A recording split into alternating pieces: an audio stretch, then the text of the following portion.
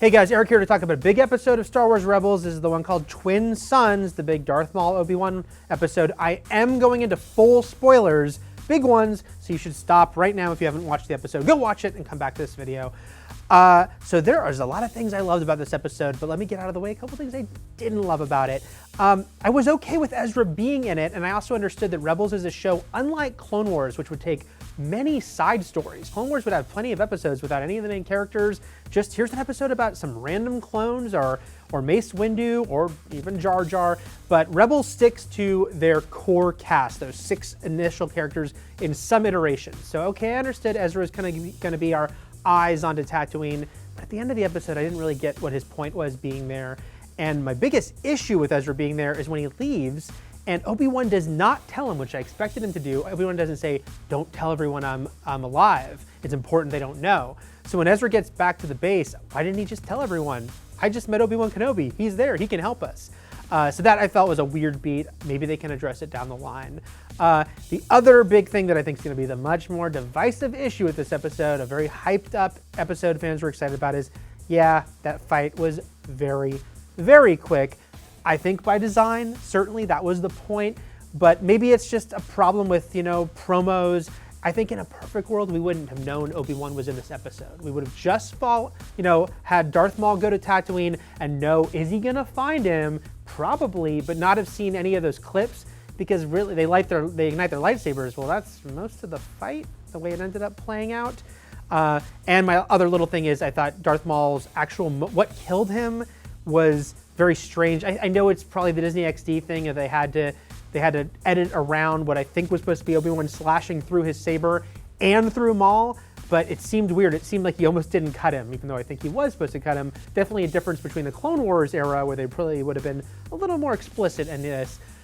So I said all those issues I had. Now let's get to the good stuff. Man, did they nail Obi-Wan.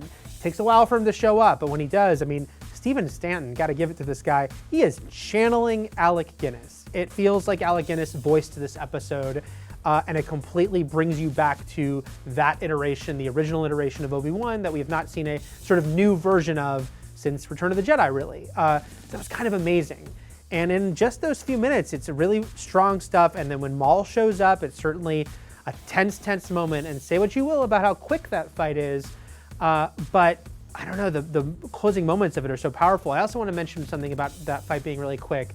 There's something I thought about afterwards. I watched it a couple times because it did sit with me wrong that it was so quick, but Obi-Wan ignites his lightsaber and he makes that Revenge of the Sith stance. He puts the 2 fingers forward, like when he fought Grievous, but then he changes and he does the sort of Alec Guinness, more stoic, less physical thing. And I thought that was a great way to show that transition, that he is an older guy, and maybe for a second he was going to fight like he did in the prequels in the Clone Wars era, but no, this is the older Obi-Wan who's not so flashy, and who's going to end this fight quickly, maybe a little too quickly.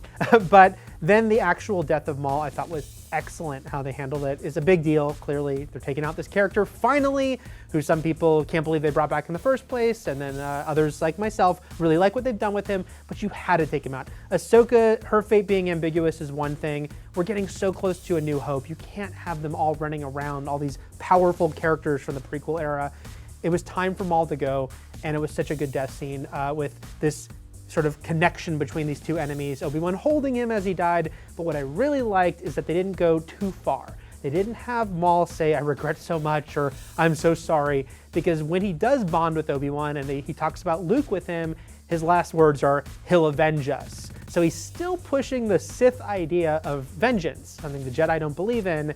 So it's a sort of melancholy, sad moment that Obi-Wan, you feel, also is invested in, and yet Maul is still Maul and is like, Luke Skywalker will get revenge for us, because that's the important thing. So I thought it was a great way to sort of handle the end of this character who's a big deal. So those are my thoughts. Overall, really loved the episode. Wish a couple things were handled a bit differently, and I do have that question about why is Ezra not telling everyone about Obi-Wan?